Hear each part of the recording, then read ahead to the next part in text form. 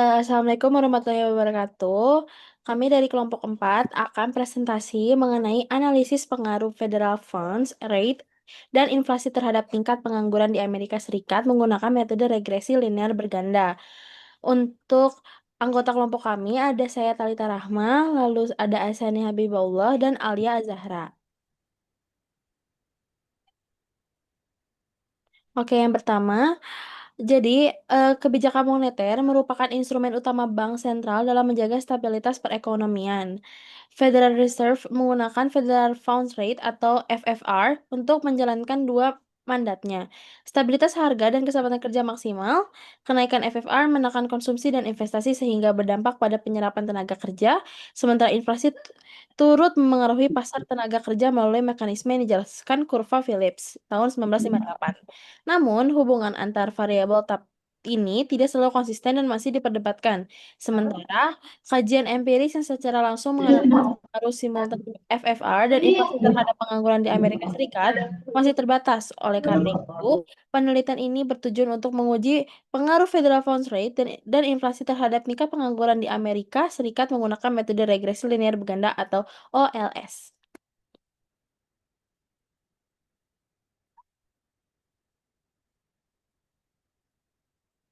Untuk slide selanjutnya ada literatur review, yaitu ada inflasi. Ya, inflasi itu ada kenaikan harga barang dan jasa secara terus-menerus dan mengaruhi stabilitas ekonomi.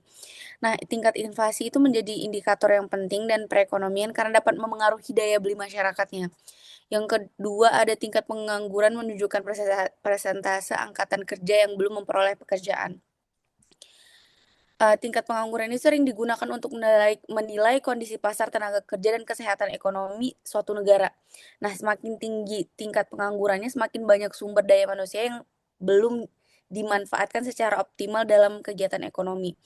Nah, untuk selanjutnya ada Federal Funds Rate, yaitu merupakan suku bunga acuan yang ditetapkan oleh Federal Reserve untuk mengendalikan kondisi ekonomi.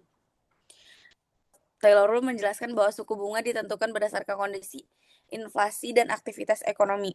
Nah, setelah itu ada kurva Phillips, yaitu kurva Phillips menunjukkan hubungan antara inflasi dan tingkat penganggurannya itu berhubungan signifikan. Setelah itu ada penelitian terdahulu. Nah, di penelitian terdahulu menunjukkan inflasi dan kebijakan suku bunga memiliki ketertarikan dengan kondisi pasar pasar tenaga kerja dan perekonomian. Next. Oke, next itu adalah bagian metode. Mana ini adalah metode penelitian. Jadi penelitian ini menggunakan data sekunder sebanyak 209 observasi. Mana variabel dependen Y itu adalah tingkat pengangguran atau disingkat unrate employment. Terus yang C itu adalah variabel independen. Yang mana X1-nya itu adalah federal funds rate dan juga X2-nya ada inflation. Kemudian metode analisis yang digunakan itu regresi linear berganda serta uji asumsi klasiknya. Pengolahan data dilakukan menggunakan software, udah melakukan tiga software Views, software SPSS dan juga software RStudio. Kemudian ini ada beberapa uji asumsi klasik. Yang pertama itu uji normalitas, yang kedua itu uji multikolinearitas, yang ketiga itu uji linearitas, yang keempat itu ada uji autokorelasi. Boleh next.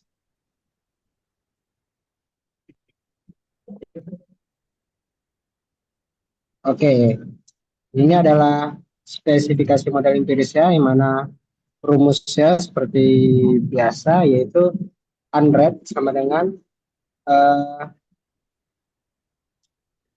yang B0 adalah konstanta dan B1 dan B2 itu adalah koefisien regresi masing-masing variabel bebas dan juga E itu adalah error term. Persamaan ini mengukur hubungan antara kebijakan moneter, suku bunga, stabilitas harga inflasi dan juga output pasar tenaga kerja atau pengangguran. Boleh next. Oke, resultnya hasil risetnya itu bersama regresi mana Unrate sama dengan 5,9312, dikurang 0,0271 Fed Funds plus 0,0785 inflation. Hasil uji hipotesisnya Federal Funds Rate itu tidak signifikan karena P sama dengan 0,5362. Terus inflasi itu juga tidak signifikan karena P sama dengan 0,2236. Dan uji F itu tidak signifikan karena P sama dengan 0,4572. Bentar. Ini berarti yang pertama itu secara parsial tidak berpengaruh signifikan terhadap pengangguran. Terus inflasi secara parsial juga tidak berpengaruh signifikan terhadap pengangguran. Dan juga secara stimulan atau uji F, nilai probabilitas F statistik menunjukkan angka 0,4572. Yang berarti secara bersamaan pun kemudian kedua variabel ini tidak memiliki pengaruh yang signifikan terhadap tingkat pengangguran. Next itu adalah hasil uji asumsi klasik. Sebelum, oke. Mana uji normalitas yang p-value-nya adalah 0,0001 yang mana itu kurang dari 0,05. Jadi ini tidak normal atau residu tidak berdistribusi secara normal gitu. Yang kedua itu adalah uji multikolinearitas yang mana nilai FIF-nya sebesar 1,856 atau itu lebih kecil daripada 10, yang berarti lolos dan tidak ada masalah multikolinearitas. Yang ketiga itu adalah uji linearitas yang mana menghasilkan p-value sama dengan 0,0076 atau kurang dari 0,05 yang berarti menjadi kesalahan atau spesifikasi model atau model tidak linear. Kemudian uji autokolerasi mana menghasilkan p-value-nya 0,000 itu kurang dari 0,05 yang mengindikasikan model kita terkena masalah autokorelasi yang parah. Next. Oke, ini discussion analisisnya mengapa OLS tidak memadai. Karena ini pelanggaran asumsi autokorelasi dan normalitas menyeratkan bahwa estimasi standar OLS tidak lagi efisien dan juga inferensi statistik menjadi tidak dapat diandalkan.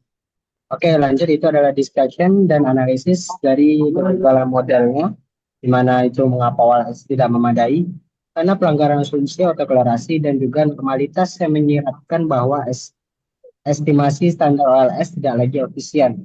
Inferensi statistik menjadi tidak dapat diandalkan. Kemudian anomali teoritis. Hasilnya bertolak belakang dengan Philip Curve.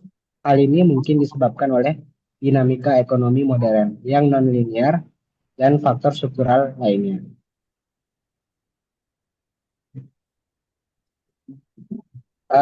Berdasarkan ini variasi hanya terjelaskan 0,76 variasi tingkat penganggurannya yang dapat dijelaskan oleh FFR dan inflasi dalam model ini. Nah, untuk conclusion ada Federal Funds Rate itu tidak berpengaruh signifikan terhadap tingkat pengangguran karena ternyata hasilnya itu lebih besar daripada 0,05. Jadi H1-nya ditolak. Untuk inflasi juga ternyata tidak berpengaruh signifikan terhadap tingkat pengangguran karena dia hasilnya juga lebih besar daripada 0,5 yaitu 0,2236. Jadi H2-nya juga ditolak. Untuk yang Federal Funds Rate dan inflasi juga ternyata tidak berpengaruh signifikan juga terhadap pengangguran karena lagi-lagi karena hasilnya lebih besar daripada 0,05 yaitu sebesar 0,4572.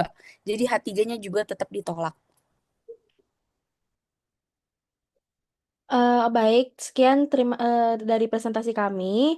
Maaf kalau banyak kesalahan. Wabillahi taufiq wal hidayah. Wassalamualaikum warahmatullahi wabarakatuh.